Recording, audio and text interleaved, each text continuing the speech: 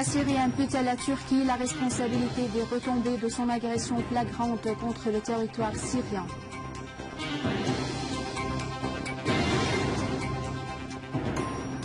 L'armée arabe syrienne liquide nombre de terroristes dans les banlieues de Daraa, de Quneitra et de Latakia.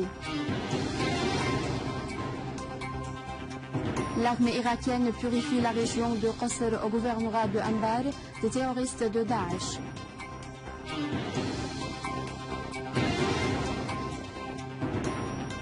Trois jeunes londoniennes disparues rejoignent Daesh en Syrie.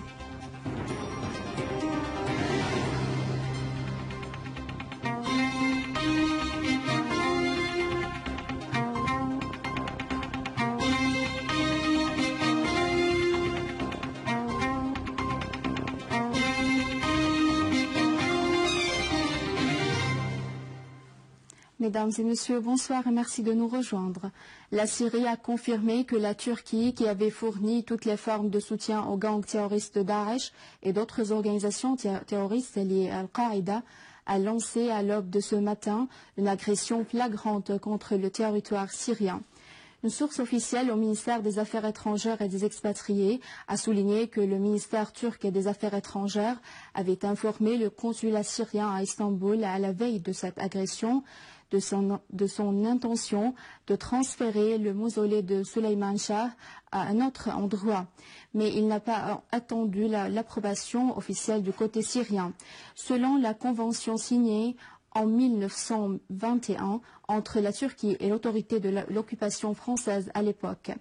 La source a mis en doute la réalité des intentions turques de transfert du mausolée situé dans une région sous contrôle de Daesh dans le gouvernorat de Raqqa, où des mosquées, des églises et des sanctuaires ont été détruits, soulignant que ce mausolée n'a jamais fait la cible des attaques terroristes, ce qui confirme la profondeur des liens entre le gouvernement turc et l'organisation terroriste.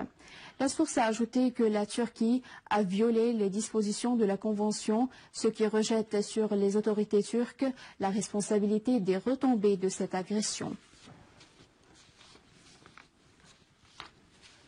Des unités de l'armée arabe syrienne ont assuré la sortie des dizaines de familles de la ville de Douma.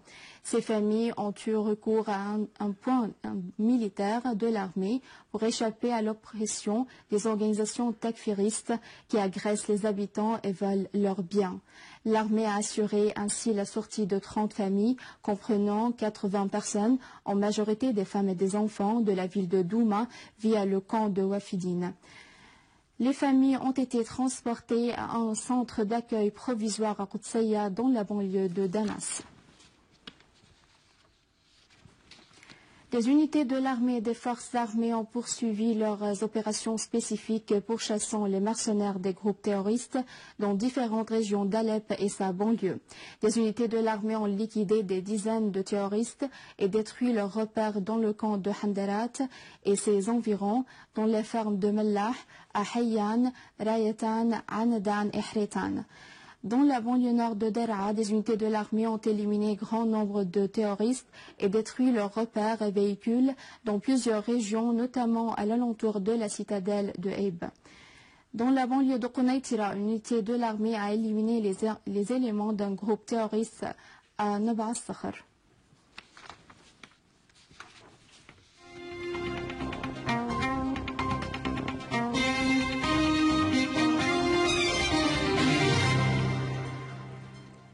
La police britannique a dévoilé la disparition de 3 jeunes adolescentes londoniennes pour rejoindre l'organisation Daesh en Syrie via Istanbul.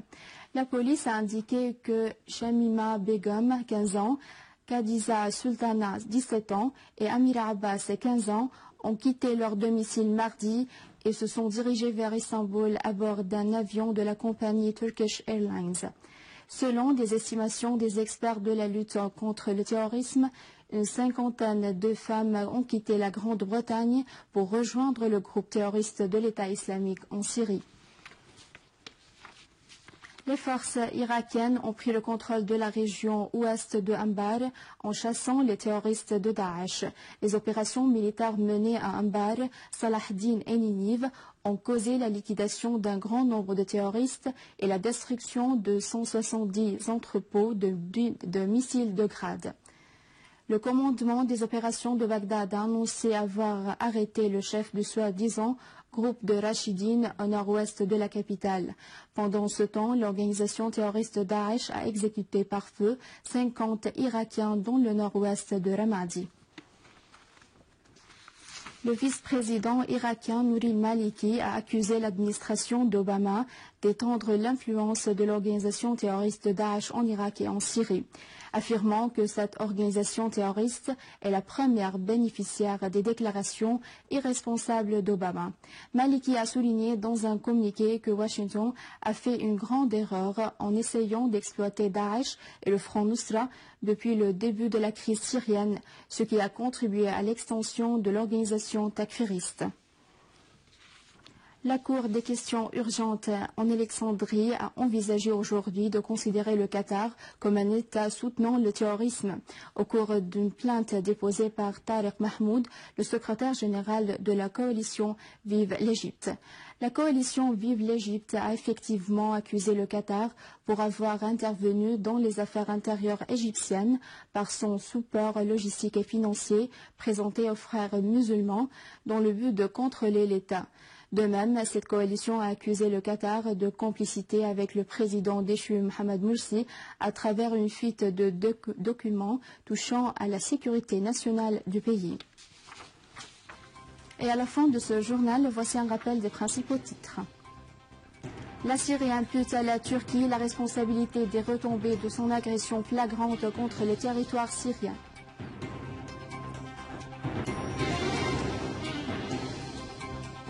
L'armée arabe syrienne liquide nombre de terroristes dans les banlieues de Daraa, de Quneitira et de Latakia. L'armée irakienne purifie la région de Qasr au gouvernorat de Anbar des terroristes de Daesh.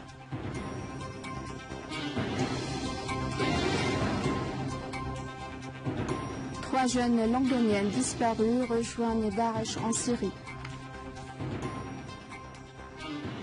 C'est la fin du journal. Je vous remercie de l'avoir suivi. Je vous rappelle que vous pouvez consulter notre site internet syrienonline.sy pour revoir ce journal et davantage d'informations. Au revoir.